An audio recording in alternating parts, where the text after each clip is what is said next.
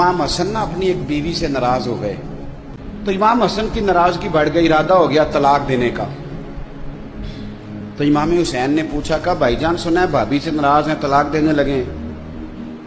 तो आप फरमाने लगे, हुसैन तूने कुरान तो पढ़ा होगा। कहा भाईजान पढ़ा है। फरमाया अल्लाह कहता है हुन्ना लिबासुल लकुम व अंतुम लिबासुल लहुन, मर्द औरत का लिबास है, औरत मर्द का लिबास। फरमाया मेरी बीवी में कोई खामी होगी भी तो मैं छुपाऊंगा कि तुझे बताऊंगा? मैं नहीं बताता, है सही लड़ाई पर मैं तुझे बताता जो असी लड़ने तो सारा पिंड सुनता है अज न इन्हां दी लड़ाई हुई है।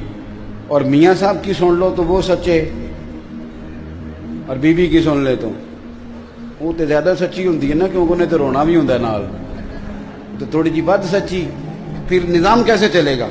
हजरत इमाम हसन फरमाने लगे, भाई मेरी बीवी है, कोई गलती करेगी भी तो बेचारी की अकल थोड़ी है, मैं छुपाऊंगा तुम्हें बताऊंगा। कुछ दिनों के बाद इमाम हसन ने तलाक दे दी।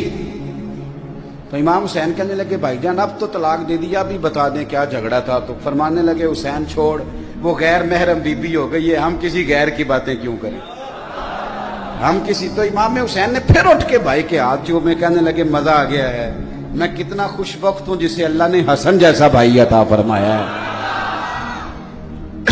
तो भाई कुरान पाक अखलाक सिखाता है, आदाब सिखाता है, जीने का सलीका सिखाता है, कुरान पाक आदाब जिंदगी सिखाता है।